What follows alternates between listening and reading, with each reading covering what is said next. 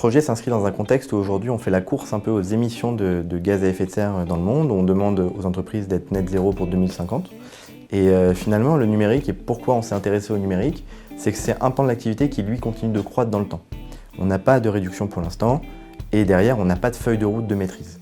Et notre contexte, en fait, c'est que le cadre légal est en train de se poser.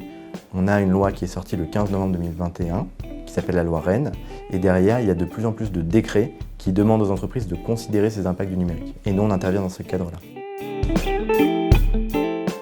GreenMetrics a mis en place une plateforme SaaS qui en fait va attaquer tous les sujets liés au numérique. Premier sujet, c'est le sujet un peu enterprise, c'est comment je m'équipe, comment mes collaborateurs utilisent le numérique. Donc ça, il faut déjà le quantifier, piloter et agir dessus, par exemple allonger la durée de vie de ces équipements.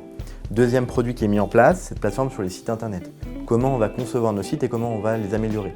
Et troisième partie, c'est la partie ads, donc comment je vais concevoir des campagnes qui sont plus durables.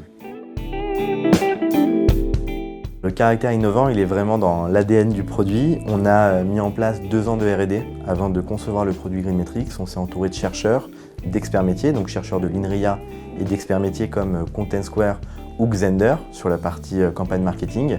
Et en fait, ce qui est innovant, c'est de pouvoir quantifier ces émissions-là et intégrer cette démarche d'éco-conception à quelque chose qui est complètement dématérialisé, donc comme des sites internet, comme de l'usage en entreprise ou comme de l'allongement de durée de vie d'équipements informatiques. Déjà, pour l'entreprise, on a réussi à fidéliser une 60aine de clients, dont 12 grands comptes, que ce soit Rémi Cointreau ou Nespresso par exemple. Donc ça, c'est une première satisfaction. Deuxième satisfaction, c'est qu'on arrive à transformer durablement nos clients pour qu'ils intègrent cette dimension environnementale dans leurs projets numériques tous azimuts.